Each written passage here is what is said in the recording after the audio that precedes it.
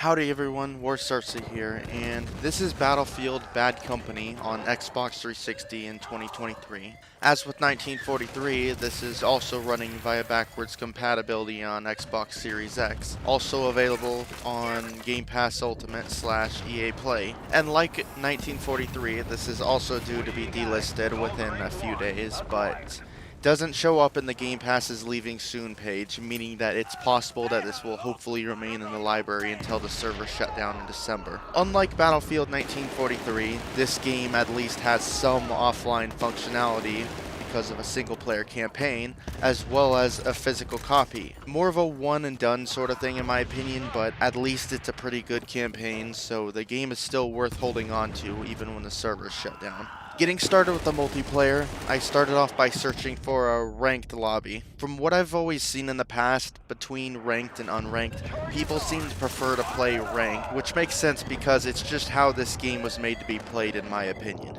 Given this, I didn't even bother with unranked, and I really didn't need to because upon searching for a ranked lobby, I was instantly able to find a game in progress, 8v8. It was a great time, people stuck around for multiple matches, and for the most part did their best to play the objective. I did come across one person who was trying to team kill people for playing the objective in order to make the match last longer, and they even sent me an angry message over it, so there's still angry people like that in which you may come across. Other than that, it was a blast as always. This is one of the Battlefields that I never truly appreciated until years after its release. This is one of the first handful of Xbox 360 games I owned back in the day when I first got an Xbox 360 and I didn't have Xbox Live, so all I had was the campaign to play through. At that point, I was kinda just a Call of Duty kid, not having experience with the Battlefield franchise besides one of the older PC-only titles, so while I didn't think it was awful,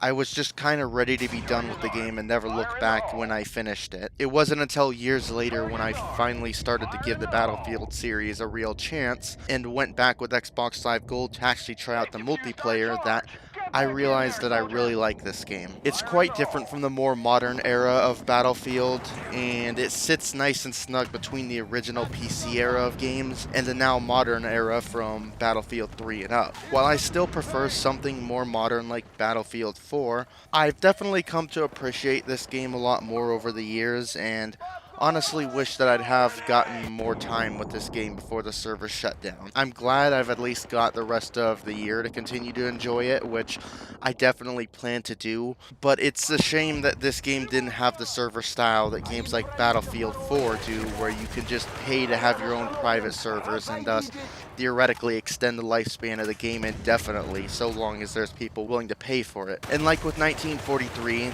I did some research for this game, only having just found out that this game was never made available on the PC, so I don't have much hope for private servers in the future, but who knows, maybe I'll be surprised. It could happen, especially on the PS3. But either way, as of now, there's definitely a good amount of people still playing, so if you've got the game, I definitely recommend hopping on again, and if not, you can always try it with Game Pass Ultimate.